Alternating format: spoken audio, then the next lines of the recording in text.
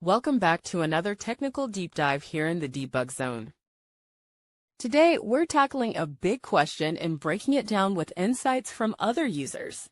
Hopefully, this clears up some misconceptions and helps you get the answer you need. So buckle up, stay a little curious, and let's jump right in.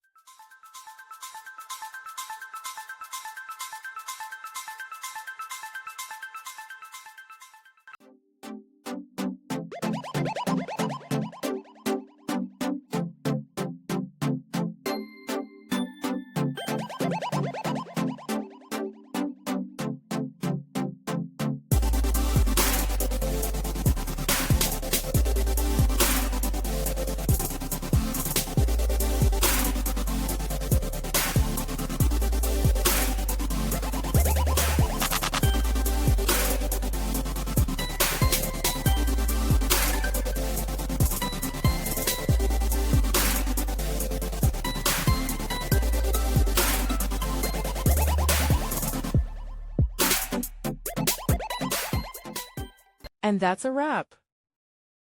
I hope you found the answer you were looking for.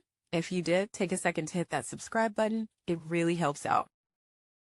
And let me know in the comments which solution worked best for you.